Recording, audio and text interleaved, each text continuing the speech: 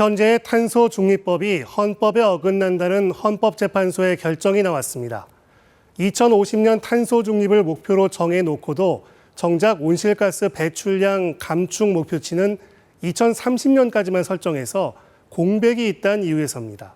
최민영 기자입니다. 지난 2020년 3월 아시아에선 최초로 제기된 기후소송. 헌법재판소는 4년 5개월 만에 2031년 이후 온실가스 감축량 목표를 설정하지 않은 건 국민의 기본권을 침해한다고 결론 내렸습니다. 탄소 중립, 녹색 성장 기본법 제8조 제1항은 헌법에 합치되지 아니한다. 탄소 중립법은 탄소 순 배출량을 0으로 만드는 탄소 중립 시점을 2050년으로 제시하면서 2030년까지만 2018년 배출량 기준 40% 감축 목표를 정해뒀습니다. 헌재는 그 이후 시점의 감축 목표 공백이 환경권 침해라고 판단했습니다. 또 2050년 목표 시점까지 감축을 담보할 수 있는 장치가 없어 미래의 과중한 부담을 이전하는 방식이라며 2031년 이후 기간에 대해서도 대강의 내용은 법률에 직접 규정해야 한다고 밝혔습니다.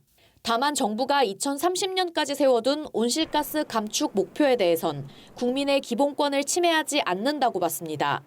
헌재의 결정에 따라 2026년 2월 28일까지 정부와 국회는 대체 입법을 마련해야 합니다. 저희는 미래세대라고 불리지만 지금 여기 존재하고 살아가고 있습니다. 당연히 기후위기에서도 안전하고 행복하게 살아갈 권리가 있습니다. 청구인들은 법 개정 과정에서 온실가스 감축 목표 전반에 대한 실질적 강화가 이뤄져야 한다고 주장했습니다. KBS 뉴스 최민영입니다. 이번 결정에 업계는 당혹스럽다는 반응입니다. 탄소 배출을 줄이기 위한 비용이 부담이 될 수밖에 없습니다. 특히 대기업과 중소기업의 온도차가 큽니다. 계현우 기자입니다. 우리나라의 연간 탄소 배출량은 6억 5,400만 톤입니다.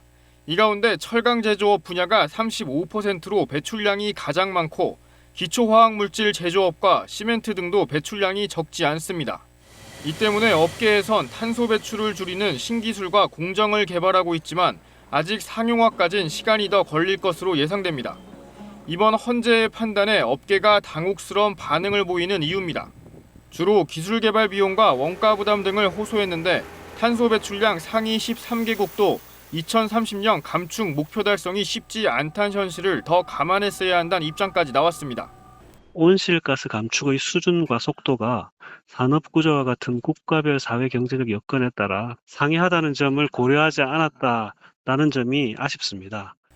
그나마 2050년 탄소 중립 로드맵을 자체적으로 발표했던 일부 대기업들은 기존에 준비해온 만큼 정부가 기준을 정하면 맞추면 된다는 등의 반응을 내놓기도 했지만 상대적으로 준비가 덜 된 중소기업들은 부담이 더 클 것으로 보입니다.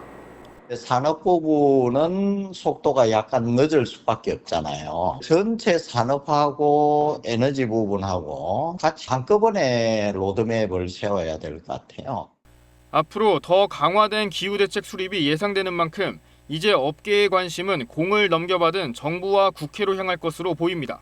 KBS 뉴스 계현우입니다. 정부가 기후위기에 제대로 대응하지 못해 국민의 기본권이 침해됐다며 4년 전 기후 소송이 제기됐습니다. 지난달 아시아 최초로 기후 관련 소송 공개 변론이 이루어진 데 이어서 어제는 마지막 공개 변론이 열렸는데요. 청구인들이 요구하는 것과 소송의 쟁점은 무엇인지 친절한 뉴스에서 전해드립니다. 김세희 기자입니다. 초등학교 6학년 어린이가 헌법재판소 앞에 섰습니다. 이른바 기후소송의 최후 변론에 나서기 위해서인데요. 시작은 2020년 현행법이 미래 세대의 기본권을 침해하고 있다며 제기된 청소년 활동가들의 헌법 소원이었습니다. 이후 2023년까지 비슷한 헌법 소원 3건이 잇따라 제기되자 헌재는 이를 병합해 심리 중인데 청구인만 200명이 넘습니다. 2022년 아기 기후 소송에선 태아가 청구인의 이름을 올려 주목을 받기도 했는데요. 당시 초등학교 4학년이던 한재아 양도 해당 소송에 참여했고 6학년이 된 지금 헌법재판소 앞에 섰습니다. 한 양은 미래가 지금보다 더 나빠진다면 꿈꾸는 모든 것을 포기해야 할지도 모른다고 말했습니다. 이미 학교에선 지구온난화가 심해지면 어떻게 되는지를 배우고 있다며 미래 세대는 기후위기가 닥친 상황에서 살아가야 한다고 강조했습니다.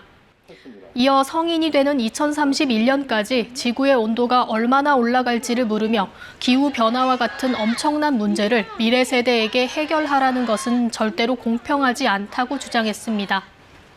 소송의 쟁점은 현행법과 시행령이 기후위기 대응에 충분했는지입니다.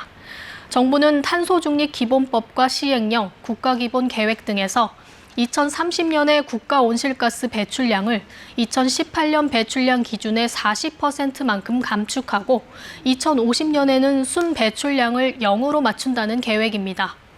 청구인 측은 이러한 대응이 국제법이 요구하는 수준에 미치지 못하며 미래 세대에 과도한 부담을 전가하는 등 국민의 기본권을 침해한다고 주장하고 있습니다.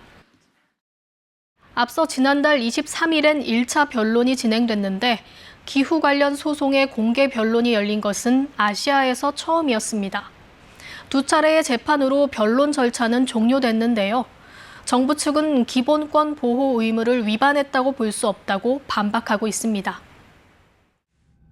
정부 측은 온실가스 배출량 40% 감축은 기존 감축 목표를 대폭 상향한 것이라고 주장합니다. 또 제조업 중심의 경제 구조와 주요 선진국보다 온실가스 배출량 정점이 늦은 점 등을 고려하면 경제계와 산업계에서 부담을 느낄 만큼 온실가스 감축폭이 크다고 맞서고 있습니다. 현실을 반영한 목표 설정이라는 겁니다. 앞선 해외의 기후 소송에선 정부의 대응 책임이 인정되기도 했습니다. 2019년 네덜란드 대법원은 정부의 온실가스 감축 목표가 위법하다고 결정했고 2021년 독일 헌재는 연방기후보호법이 미래 세대의 기본권을 침해했다며 일부 위헌 결정을 내렸습니다. 이종석 헌재소장도 첫 번째 공개 변론에서 최근 유럽인권재판소는 스위스 정부의 기후변화 대응책이 불충분해 국민들의 기본권을 침해했다는 결정을 선고한 바 있다고 설명하기도 했습니다. 헌재의 결론은 오는 9월 이전에 나올 것으로 전망됩니다. KBS 뉴스 김세희입니다.